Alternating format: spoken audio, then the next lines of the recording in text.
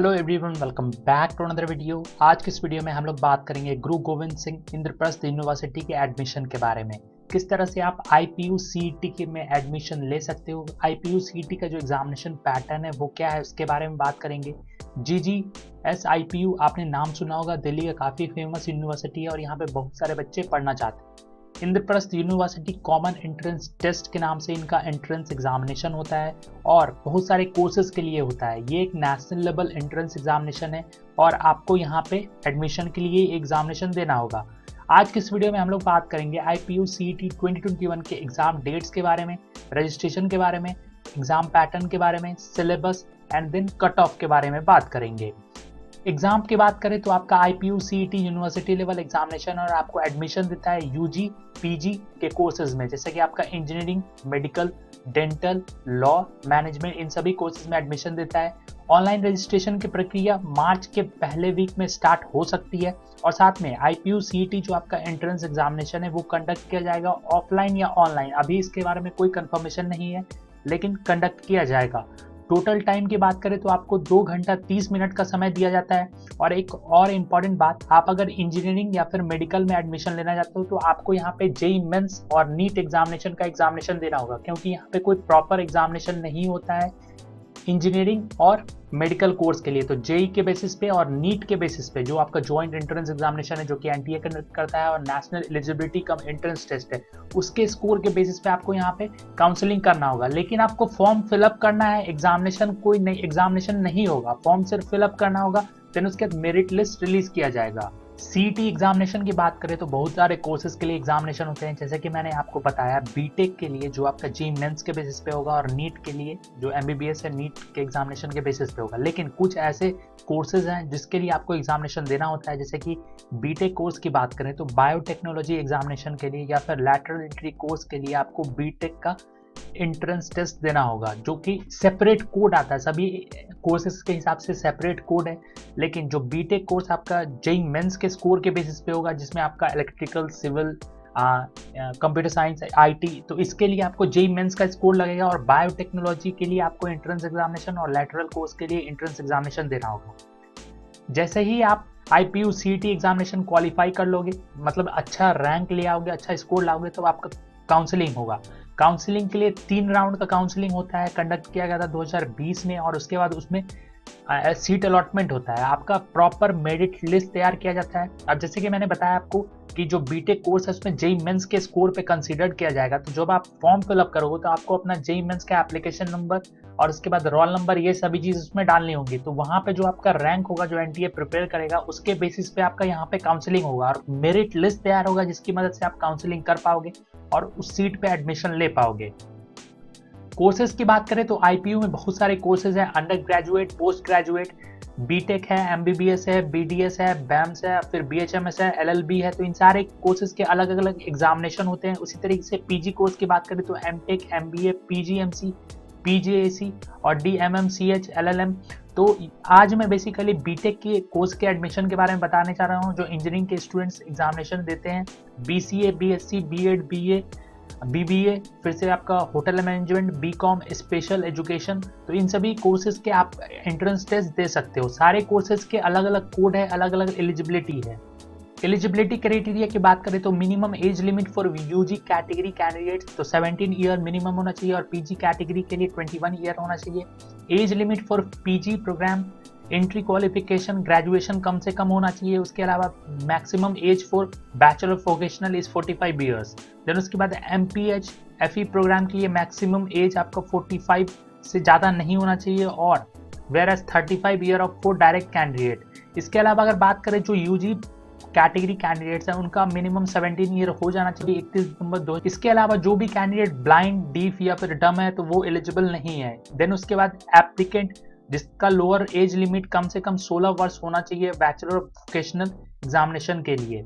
IPU CET 2021 BTech examination की बात करें तो एलिजिबिलिटी क्राइटेरिया, कैंडिडेट एग्जामिनेशन देगा या फिर जो अपेयरिंग होगा एग्जामिनेशन में, उनका 10+2 CBSE अगर वो उनका है या फिर कोई भी अगर स्टेट बोर्ड है कोई भी इक्विवेलेंट एग्जामिनेशन वो दे रहा है तो मिनिमम 55% आपका क्लास 12th में होना चाहिए।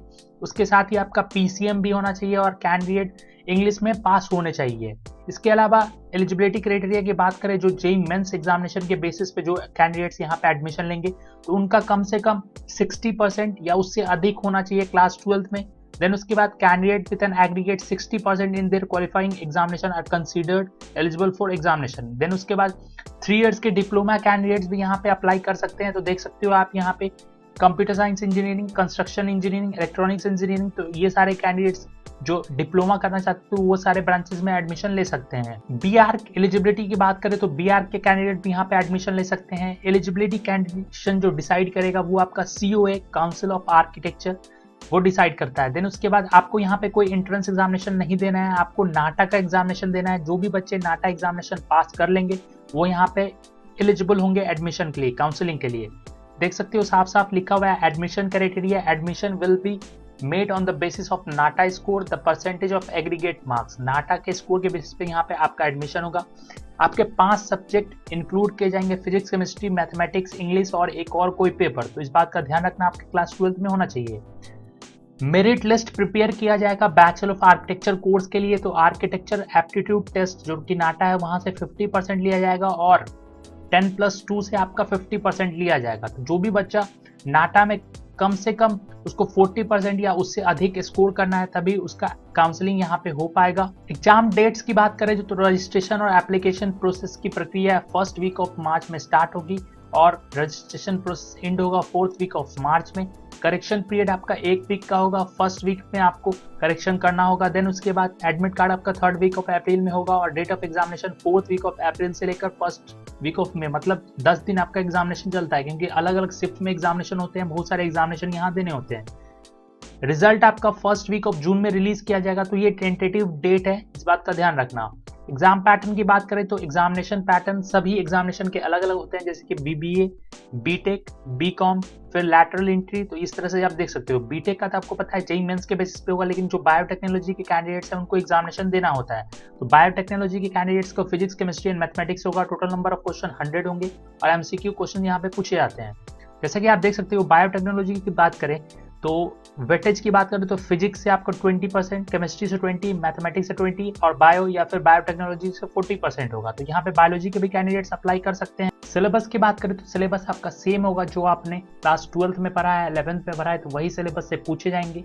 उसके अलावा अगर सिलेबस की बात करें जो अदर एग्जामिनेशन है, एमटेक, इन सभी कोर्सेज के लिए तो मैं आपको वेबसाइट पे लेके जाता हूँ। तो यहाँ पे आप देख सकते हो सीईटी एमटेक का सिलेबस है। उसके बाद और भी सिलेबस यहाँ पे अवेलेबल है, तो आप सिलेबस चेक कर सकते हो अपने कोर्स के हिसाब से, जिसका लिंक मैं डिस्क्रिप्शन में डाल दूंगा। देन उसके बाद मार्किंग स्कीम की बात करें तो यहाँ पे करेक्ट आंसर के लिए +4 दिया जाएगा और रॉन्ग आंसर के लिए -1 डिडक्ट कर लिया जाएगा। और यहाँ पे साथ में कोई भी निगेटिव मार्किंग नहीं है, डीएम, एमसीएच, एसएसएमसी। तो देखो इन सभी एग्जामिनेशन के अलावा सब में निगेटिव मार्किंग है। साथ में अगर कट ऑफ की बात करें तो कट ऑफ देख सकते हो बीबीए और बीटेक। तो इसमें बता दो जेईई मेंस के बच्चे और आईपीयू सीईटी के बच्चे, तो दोनों का मेरिट लिस्ट साथ में तैयार किया गया। तो जो दिल्ली के बच्चे हैं उनका रैंक अगर 25,337 से कम है, यानी कि 1 से स्टार्ट होता है और 25,337 से अगर कम है तो उनका एडमिशन हो सकता है। उसी तरीके से जो आउटसाइड दिल्ली के कैंडिडेट्स है उनका रैंक 1 से लेकर 7034 के अंदर होना चाहिए, तभी उनका एडमिशन हो पाएगा अच्छे कॉलेज में। तो वैसे तो बहुत सारे कॉलेज है जो आपके मनपसंद के ब्रांच है वो मिलेंगे कि नहीं वो कंफर्मेशन नहीं है। आईपीयू सीईटी 2021 काउंसलिंग की बात करें तो सबसे पहले आपका रिजल्ट आएगा एग्जामिनेशन के बाद। उसके बाद कैंडिडेट्स को शॉर्ट लिस्ट किया जाएगा काउंसलिंग के लिए। देन उसके बाद मेरिट लिस्ट प्रिपेयर किया जाएगा आपके स्कोर के बेसिस पे और काउंसलिंग में आपके रैंक के बेसिस पे वहाँ पे एडमिशन होगा। जो भी इंजीनियरिंग और मेडिकल के स्टूडेंट है वो अपना जेईई मेंस का स्कोर कार्ड और नीट का स्कोर कार्ड, एप्लीकेशन नंबर वो वहाँ पे फिलअप करेंगे। फॉर्म में आपको ये सभी चीजें फिलअप करनी है। So that's it for today's video. उम्मीद है आपको वीडियो पसंद आया होगा। सारा इन्फॉर्मेशन मैंने आपको दे दिया, जो भी इन्फॉर्मेशन इंपॉर्टेंट है आईपीयू सीईटी एग्जामिनेशन को लेकर। कोई भी क्वेरी है तो कमेंट कर देना। आप हमारे टेलीग्राम चैनल पे जाके ज्वाइन कर सकते हो वीडियोस के अपडेट के लिए, लिंक डिस्क्रिप्शन में है। आप सर्च कर लो @पल्लव चैनल के सपोर्ट के लिए चैनल को सब्सक्राइब कर दो, बेल आइकन बटन को प्रेस कर दो, इस वीडियो को लाइक कर देना, शेयर कर देना। So thank you for watching. Thank you.